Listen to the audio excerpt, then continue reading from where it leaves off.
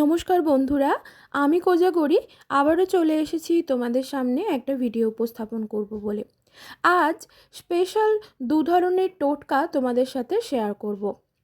আশা করি এটা অনেকেই জানো না, যারা জানো তারা তো ঠিকই আছে, জানলে ভীষণই ভালো।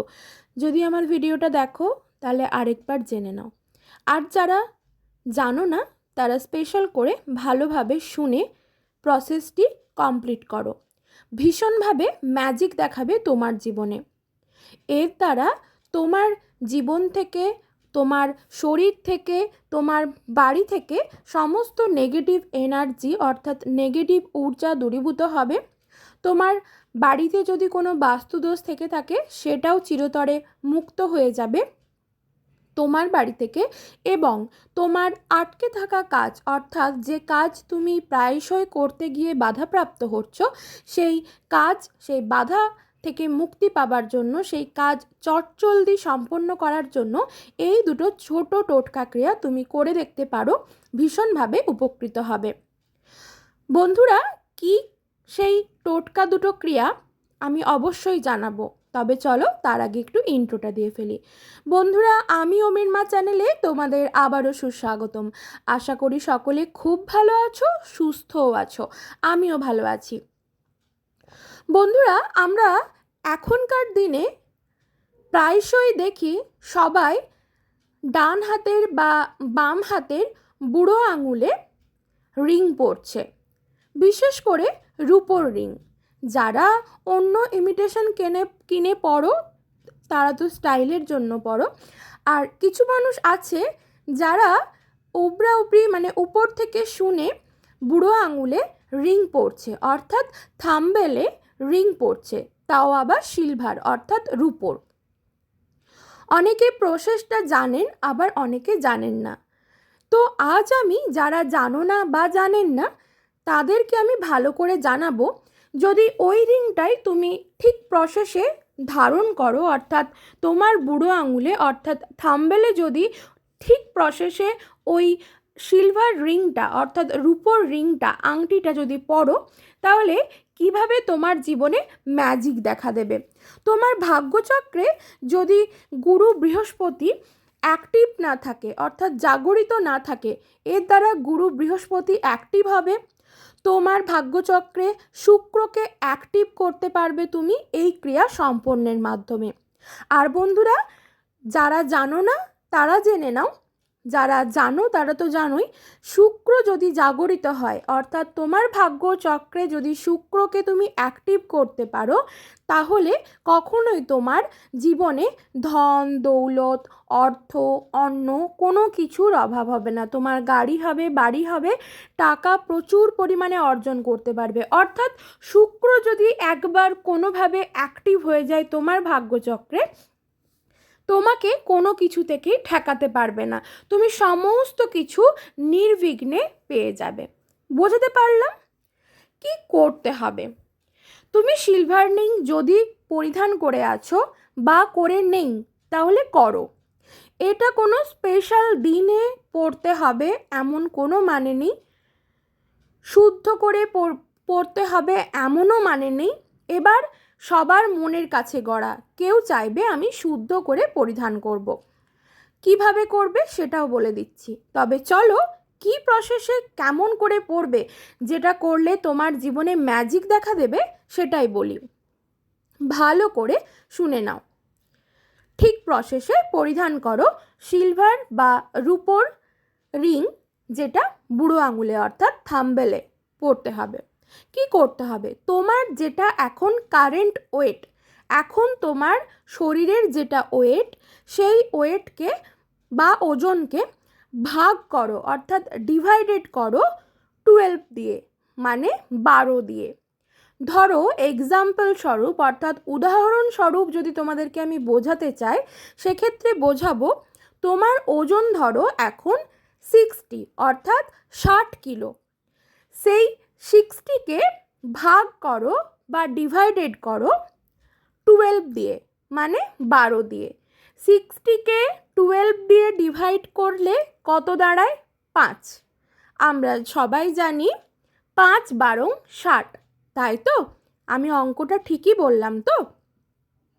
মানে 60কে 12 দিয়ে ভাগ করো, ভাগ করলে ভাগফল দাঁড়ালো 5, অর্থাৎ 5 গ্রাম। বোঝাতে পারলাম এক্সাম্পলটা? তারপর সেই 5 গ্রামের রূপো দিয়ে তৈরি করো রূপোর একটি থাম্বেল রিং। বোঝাতে পারলাম? এক্স্যাক্টলি তোমার এখন যেটা ওজন, সেই ওজনকে 12 দিয়ে ভাগ করতে হবে। 12 দিয়ে মানে 12 দিয়ে কেন ডিভাইডেড করতে বললাম? 12টি মাস, বছরে আমাদের 12টি মাস, সেই 12 দিয়ে ভাগ করো তোমার কারেন্ট যে ওজন বা ওয়েট, সেইটাকে 12 দিয়ে ভাগ করো। ভাগ করে যেটা ভাগফল বেরোবে, সেই ভাগফলকে দিয়েই সেই তত গ্রামের একটি রূপোর রিং তৈরি করো।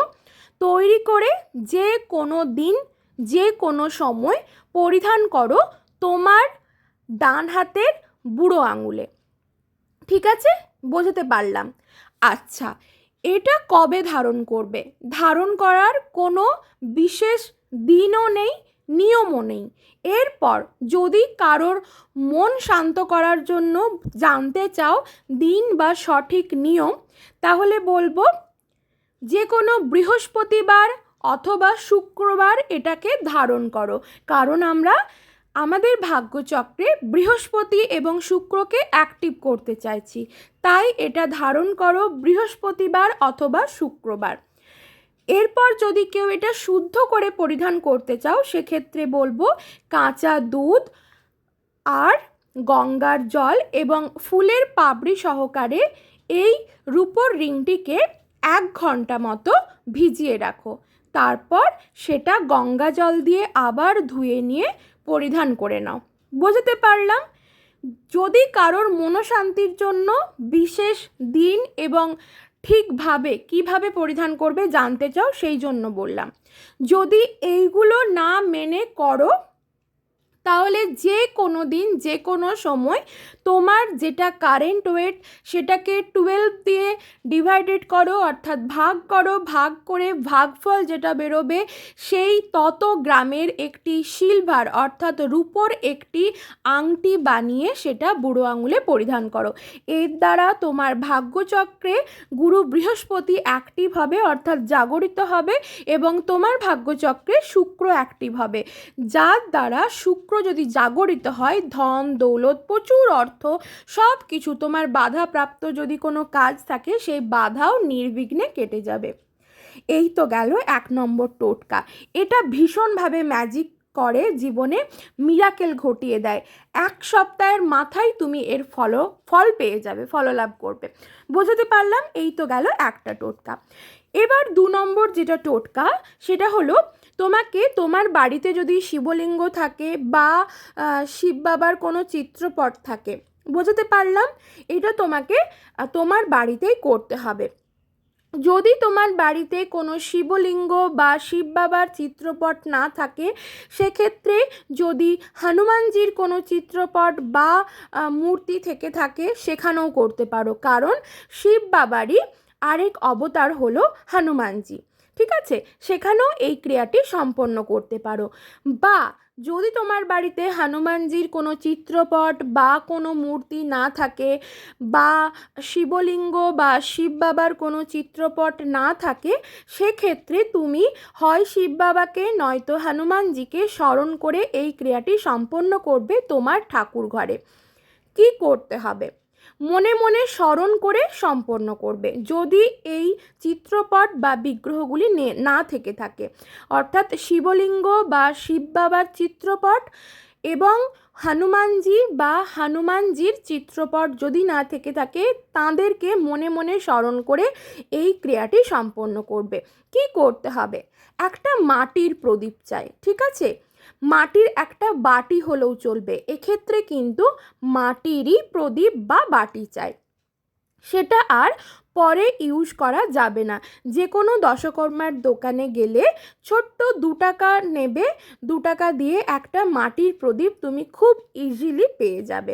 সেটা কিন্তু দ্বিতীয়বার আর ব্যবহার করতে হবে না। মাটির প্রদীপটা গঙ্গা জল ছিটিয়ে একটু শুদ্ধ করে নেবে। লাগবে এক টুকরো দারচিনি, যদি লম্বা দারচিনি হয় তাই লাগবে, তাহলেও চলবে, যদি ছোট্ট টুকরো নাও তাহলে এক টুকরো নিলেই হবে। লাগবে 3খানা কর্পূর, যদি ট্যাবলেট কর্পূর নাও তাহলেও হবে, যদি গুঁড়ো কর্পূর নাও তাহলে বলবো 3 চিমটি কর্পূর লাগবে। তোমার 3 চিমটিতে ঠিক যতটা পরিমাণ কর্পূর উঠবে তুমি ততটা পরিমাণ কর্পূরই নেবে। যদি ট্যাবলেট কর্পূর হয় তাহলে 3খানা কর্পূর নেবে। এরপর নেবে 3টে গোটা অক্ষত লবঙ্গ। লবঙ্গটি অক্ষত অর্থাৎ লবঙ্গের ফুল যেন ভেঙে না পড়ে যায়, 3টে গোটা অক্ষত লবঙ্গ নেবে। তাহলে কি কি বললাম? একটা গোটা দারচিনি, এক টুকরো হলেও হবে, লম্বা হলেও চলবে।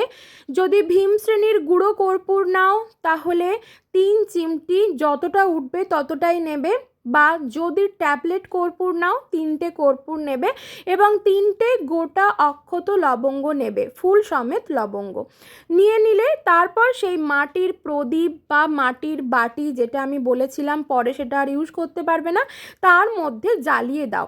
সেটা কোথায় করবে? তোমার বাড়িতে যদি শিবলিঙ্গ থাকে বা শিব বাবার চিত্রপট থাকে বা হনুমানজি থাকে বা হনুমানজির চিত্রপট থাকে সেখানে করো ক্রিয়াটি, এবং মনে মনে মনস্কামনা এটাই জানাও তোমার বাড়ি থেকে সমস্ত নেগেটিভ জিনিস দূরীভূত হোক। তোমার বাড়িতে যদি কেউ তন্ত্রক্রিয়া করে থাকে সেটা এই মুহূর্তেই নষ্ট হোক। সেটা পুরো বাড়িময় ঘুরিয়ে তোমার বাড়ির ব্যালকনিতে যেয়ে জ্বালিয়ে দাও। যতক্ষণ জ্বলবে সেখানে দাঁড়িয়ে থাকো, তারপর সেটা জোর করে ছুঁড়ে দাও, যেখানে হোক, দেখতে হবে না। ক্রিয়াটা করে দেখো, হাতে নাতে ফললাভ করবে 24 ঘন্টার মধ্যে। আমি নিজে করেছি, আমি ভীষণভাবে উপকৃত হয়েছি। বন্ধুরা, ভিডিওটি ভালো লাগলে অবশ্যই সাবস্ক্রাইব করবে, লাইক শেয়ার করো আপনজনদের সাথে বেশি বেশি করে, যাতে তারাও উপকৃত হয়। সকলে খুব ভালো থেকো, সুস্থ থেকো।